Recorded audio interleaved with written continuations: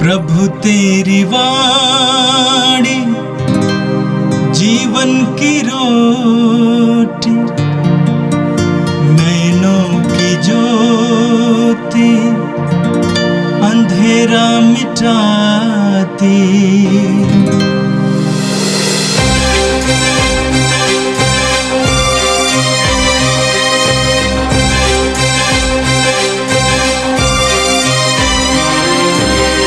प्रभु तेरी वाणी जीवन की रोटी, नैनों की ज्योति अंधेरा मिटाती।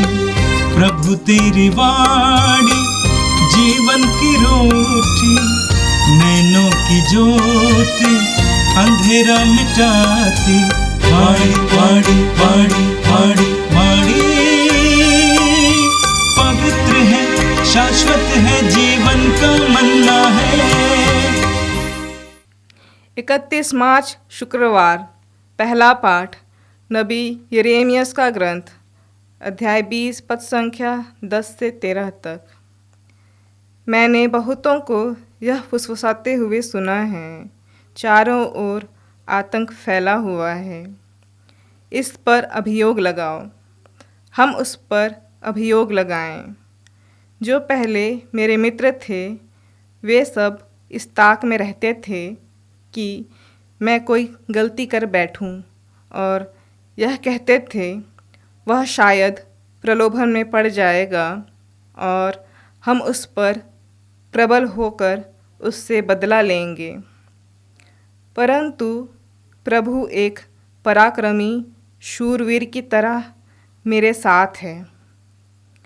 मेरे विरोधी ठोकर खाकर गिर जाएंगे, वे मुझ पर प्रबल नहीं हो पाएंगे और अपनी हार का कटु अनुभव करेंगे। उनका अपयश सदा बना रहेगा। वे विश्वमंडल के प्रभु, तू धर्मी की परीक्षा करता और मन तथा हृदय की थाह लेता है। मैंने अपने को तुझ पर छोड़ दिया है। मैं देखूंगा कि तू उन लोगों से क्या बदला लेता है। प्रभु का गीत गाओ, प्रभु की स्तुति करो, क्योंकि उसने दीन की आत्मा को दुष्टों के हाथ से छुड़ा लिया है। यह प्रभु की वाणी है। संत यूहन्ना के अनुसार पवित्र सुसमाचार अध्याय 10 वाक्य 31 से 42 तक। यहूदियों ने ईसा को मार डालने के लिए फिर पत्थर उठाए। ईसा ने उनसे कहा, मैंने अपने पिता के सामर्थ्य से तुम लोगों के सामने बहुत से अच्छे कार्य किए हैं। उनमें से किस कार्य के लिए मुझे पत्थरों से मार डालना चाहते हो? यहूदियों ने उत्तर दिया, किसी अच्छे कार्य के लिए नहीं, बल्कि ईश निंदा के लिए हम तुमको पत्थरों से मार डालना चाहते हैं, क्योंकि तुम मनुष्य होकर अपने को ईश्वर मानते हो। ईसा ने कहा, क्या तुम लोगों की संहिता में यह नहीं लिखा है, मैंने कहा तुम देवता हो? जिनको ईश्वर का संदेश दिया गया था, यदि संहिता ने उनको देवता कहा और धर्म ग्रंथ की बात टल नहीं सकती, तो जिसे पिता ने अधिकार प्रदान कर संसार में भेजा है, उससे तुम लोग यह कैसे कह सकते हो तुम ईश निंदा करते हो, क्योंकि मैंने कहा मैं ईश्वर का पुत्र हूं? यदि मैं अपने पिता के कार्य नहीं करता तो मुझ पर विश्वास ना करो, किंतु यदि मैं उन्हें करता हूं तो मुझ पर विश्वास नहीं करने पर भी तुम कार्यों पर ही विश्वास करो, जिससे तुम यह जान जाओ और समझ लो कि पिता मुझ में है और मैं पिता में हूं। इस पर उन्होंने फिर ईसा को गिरफ्तार करने का प्रयत्न किया, परंतु वे उनके हाथ से निकल गए। ईसा यरदन के पार उस जगह लौट गए जहां पहले यूहन्ना बपतिस्मा दिया करता था, और वहीं रहने लगे। बहुत से लोग उनके पास आए। वे कहते थे, यूहन्ना ने तो कोई चमत्कार नहीं दिखाया, परंतु उसने इनके विषय में जो कुछ कहा वह सब सच निकला। और वहां बहुत से लोगों ने उनमें विश्वास किया। यह प्रभु का दिव्य सुसमाचार है। क्रिस्त प्रभु की जय। मेरे प्रिय भाई और बहनों, हम प्रभु यीशु के दुख भोग, मृत्यु और पुनरुत्थान के पर्व के निकट आ रहे हैं। आज का पहला पाठ यिर्मयाह नबी के ग्रंथ से लिया गया था, अध्याय 20 से। यिर्मयाह नबी प्रभु ईश्वर के द्वारा भेजा गया सशक्त नबी थे और उन्होंने खुलेआम इस्राएलियों को ईश्वर का वचन सुनाया। कहीं कहीं उनको डांटा फटकारा, कहीं कहीं उनको भविष्यवाणी सुनाई। जहाँ इस्राएल विशेष करके यरूशलेम की विपत्ति और यरूशलेम के विनाश के बारे में बताया गया, तो लोग यिर्मयाह की बातों को पचा नहीं पाए। लोग बराबर यिर्मयाह का विरोध करते थे। आज के पाठ में आपने सुना, यिर्मयाह कहते हैं, मैंने बहुतों को ये फुसफुसाते हुए सुना है, चारों ओर आतंक फैला हुआ है, उस पर अभियोग लगाओ। हम उस पर अभियोग लगाएं। जो पहले मेरे मित्र थे वे सब इस ताक में रहते हैं कि मैं कोई गलती कर बैठूं, और कहते हैं शायद वो भटक जाएगा और हम उस पर हावी होकर उससे बदला लेंगे। यिर्मयाह कहते हैं कि मुझे फुसफुसाहट सुनाई दे रहा है। लोग आपस में ये चर्चा कर रहे हैं कि हम इसका सत्यानाश कैसे करें। यहां तक कि मेरे मित्र भी मेरे विरुद्ध जा रहे हैं, मेरे ऊपर भी अभियोग लगाना चाहते हैं। आगे सुनिए यिर्मयाह का क्या मनोभाव है। यिर्मयाह कहते हैं, परंतु प्रभु एक पराक्रमी शूरवीर की तरह मेरे साथ है। परंतु प्रभु एक पराक्रमी शूरवीर की तरह मेरे साथ है। मेरे विरोधी ठोकर खाकर गिर जाएंगे, वे मुझ पर हावी नहीं हो पाएंगे और अपनी हार का कटु अनुभव करेंगे। उनका अपयश सदा बना रहेगा। यिर्मयाह के विश्वास को देखिए, भरोसे को देखिए, मनोभाव को देखिए। आगे हम पढ़ेंगे, यिर्मयाह कहते हैं, विश्वमंडल के प्रभु, तू धर्मी की परीक्षा करता और मन तथा हृदय की थाह लेता है। मैं अपने को तुझ पर छोड़ देता हूं, मैं देखूंगा कि तू उन लोगों से क्या बदला लेता है। ऐसी परिस्थिति में यिर्मयाह क्या करता है? अपने को ईश्वर पर छोड़ देता है। यिर्मयाह का मनोभाव क्या है कि मेरा ईश्वर एक शूरवीर, पराक्रमी, सामर्थ्यवान, शक्तिशाली ईश्वर है, वह जरूर बदला लेगा। और इस विश्वास के आधार पर यिर्मयाह अपने आप को ईश्वर के हाथों में सौंप देता है।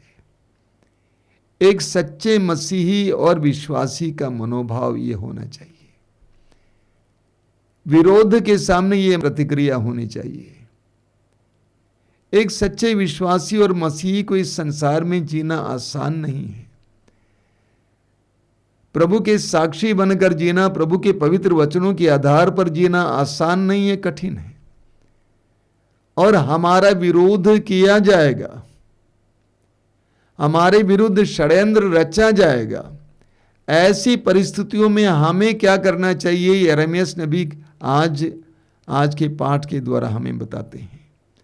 उस ईश्वर के सामर्थ्य पर भरोसा रखना और अपने आप को और परिस्थिति को ईश्वर के हाथों में सौंप देना। यह हमारे लिए एक शक्तिशाली सबक है, शिक्षा है।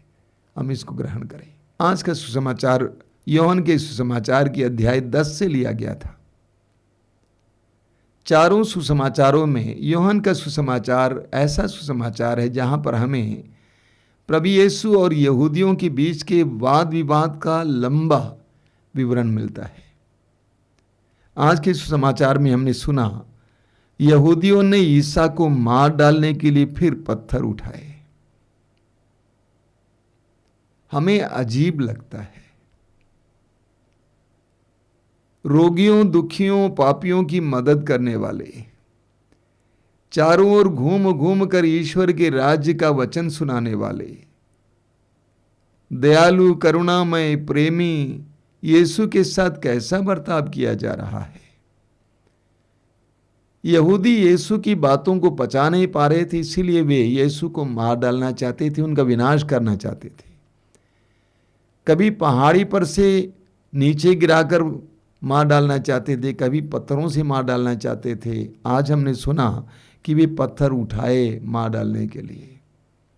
तो प्रभु ने उनसे सवाल किया, मैंने अपने पिता के सामर्थ्य से तुम लोगों के सामने बहुत से अच्छे कार्य किए हैं, उनमें से किस कार्य के लिए मुझे पत्थरों से मार डालना चाहते हो? यहूदियों ने उत्तर दिया, किसी अच्छे कार्य के लिए नहीं, बल्कि इसीलिए कि तुम ईश निंदा करते हो, तुम अपने को ईश्वर मानते हो। एक तरफ से देखा जाए तो यहूदियों का ये मनोभाव, ये विचार स्वाभाविक था। यीशु ने अपने आप को ईश्वर कहा और ईश्वर का पुत्र कहा, और यहूदियों का ये मानना कि ये गलत कर रहा है, ईश निंदा कर रहा है, ये स्वाभाविक था। लेकिन अगर उनको पवित्र आत्मा का स्पर्श मिला होता, अगर उन्होंने यीशु के कार्यों का निरीक्षण किया होता, अच्छी तरह उनके वचनों को सुना होता, बिना किसी स्वार्थ के उनके वचनों को सुना होता, तो यीशु को समझ पाते। यीशु के जीवन के अंदर जो सत्यता है, जो सच्चाई थी, ईमानदारी थी, उसको देखा होता तो वे यीशु के साथ ऐसा व्यवहार नहीं करते।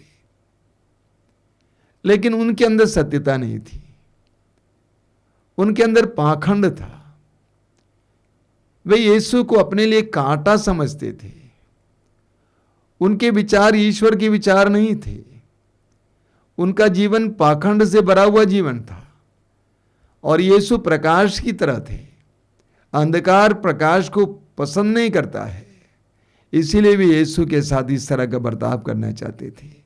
कभी कभी हम भी इसी तरह होते हैं। हम भी लोगों पर गलत विचार रखते हैं, हम भी लोगों को गलत समझते हैं। अगर हम पवित्र आत्मा के लिए अपने हृदय और मन को खोल देते तो बहुत सारे लोगों को हम समझ पाते। लेकिन इसलिए कि हम पवित्र आत्मा के लिए खुले नहीं हैं, हम अपने विचारों के आधार पर, अपनी मानसिकता के आधार पर, अपने नियम कानून के आधार पर दूसरों पर दोष लगाते हैं। यहूदियों ने भी ऐसा ही किया। कहा जाता है, संस्कृत में बोला जाता है, एकम सत्य विप्रा बहुधा बदंती, यानी सत्य एक है लेकिन बुद्धिमान लोग उसको अलग अलग रूप से प्रकट करते हैं। हम सूरज को नंगी आंखों से देख नहीं सकते हैं, उसकी किरणें देख सकते हैं, महसूस कर सकते हैं। यीशु को यहूदी लोग समझ नहीं पाए क्योंकि उनको पवित्र आत्मा का स्पर्श नहीं मिला था, और इसीलिए भी यीशु को मार डालना चाहते थे। लेकिन दूसरी तरफ आज के सुसमाचार में आपने सुना, ईसा यरदन के पार उस जगह लौट गए जहां पहले यूहन्ना बपतिस्मा दिया करते थे, और वहीं रहने लगे। बहुत से लोग उनके पास आए। वे कहते थे, यूहन्ना ने तो कोई चमत्कार नहीं दिखाया, परंतु उसने इसके विषय में जो कुछ कहा था वो सब सच निकला। और वहां बहुत से लोगों ने उनमें विश्वास किया।